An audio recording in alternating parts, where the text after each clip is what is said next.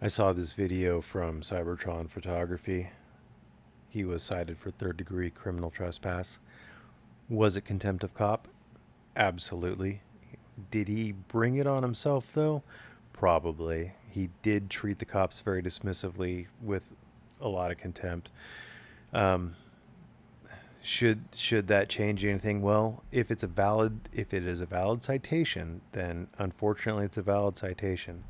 So the question becomes, did he trespass? He was walking around. He sees this building. This is the Weld County Motor Pool Services building, and there's this field right here that had a bunch of wrecked sheriff's cruisers in it.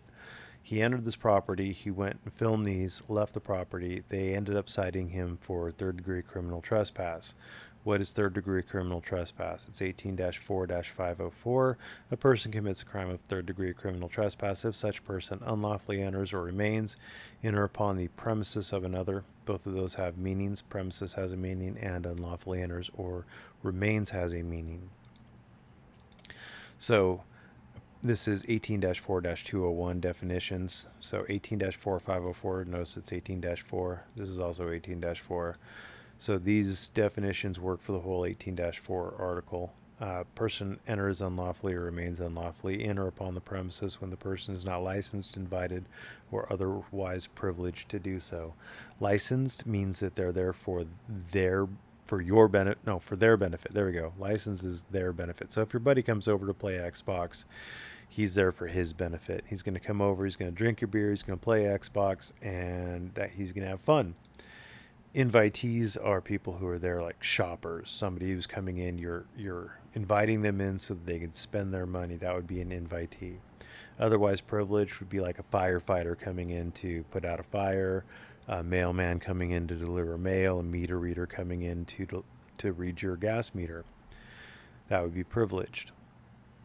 A person who, regardless of his or her intent, enters or remains in or upon the premises that are at the time open to the public, does so with license and privilege unless the person defies the lawful order, blah, blah, blah.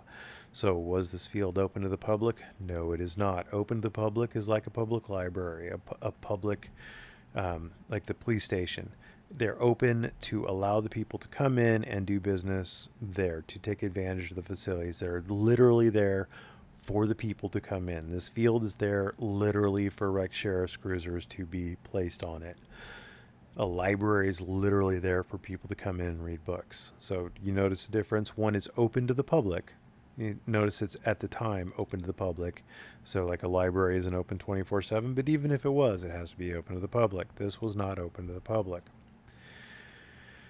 The other big deal that almost fit was, except as otherwise provided in this section, a person who enters or remains upon unimproved, and a field is unimproved, and apparently unused land that is neither fenced nor enclosed in a manner designed to exclude intruders, does so with license and privilege, unless notice is personally communicated. Blah blah blah. The problem with this one is it has to be unused land, and this land was being used to store wrecked police cruisers.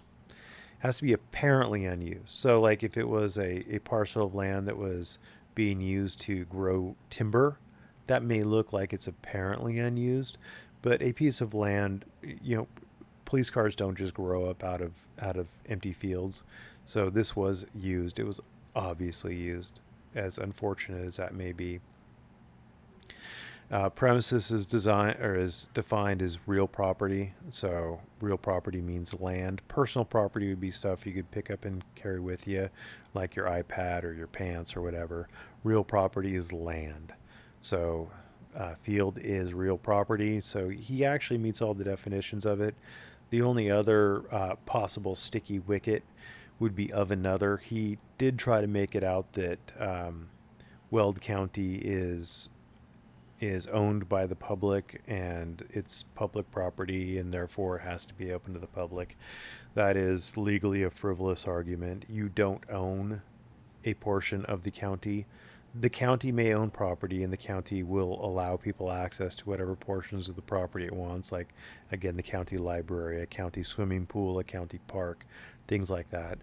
But it can also keep people out of portions of its property that it doesn't feel the public needs access to, like the jails, the county clerk's office, things like, or like the private portions of the county clerk's office, the judge's chambers in the county courthouse. So just because it's owned by a public, like a county, just because it's owned by a county or municipality or a state or the federal government, doesn't mean you have a right to be there. You can't go into the National Guard buildings for your state unless you're in the National Guard. But, like, you can't just, a random person out of the public can't just go onto into a National Guard armory and take a tank out for a test drive and be like, well, I'm a citizen of this state, so blah blah blah. It doesn't work that way. And it's, I get where people are coming from philosophically speaking. Yes, the citizens do own the things, but unfortunately, we also don't. Like, I can't tell the government what to do with its fighter planes. I can't take a fighter plane out for a spin. It would be fun to do it. I'd probably crash it, but it'd be a fun 5 minutes of speed. Anyway, I've rambled on long enough. I do just want to point out that just because you're holding a camera doesn't make you immune to trespass laws. Just because you're holding a camera doesn't mean the police are going to stop and talk to you about the camera. They may very much want to stop and talk to you about trespassing. Always talk to an attorney before you go out on this stuff. You could avoid so much just by talking to an attorney. I mean, if he probably didn't know when he went out that in Colorado there's no requirement of notice on trespass. It kind of threw me for a loop. I didn't see how he could be trespassed by going into this field. There weren't any signs anywhere. In fact, I immediately went and started scrutinizing the video to try to see if maybe he caught the picture of some no trespassing sign in it. And then I ended up going to the statute, and I couldn't believe it. The statute has to require knowingly. I looked up all the attorneys' websites. I looked up jury instructions. I looked up case law. I looked for everything I could that would put on some sort of a mens rea, an intent on this crime, and I couldn't find anything that puts, there's no intent that I can find. No intent requirement. It's just if you enter unlawfully or remain unlawfully on the premises of another, bada boom, bada bing, it's third-degree criminal trespass, and you could get $500 fine, 6 months in jail. Thanks, don't pass go, don't collect $200. So just be aware of it. I mean, I listened to it, and he seemed like he knew the statutes on public photography, and that's great and everything. But there are lots and lots of laws out there, and one of those laws is trespassing. And now I've seen Mexican Padilla do it. I've seen Cybertron do it. I've seen other people do it when they're going into these police stations and they're told to leave and things like that. There's a guy in Arizona who was trespassed out of a police parking lot because he didn't see a no trespassing sign or something. Just be careful out there, guys. Anyway, have a great day.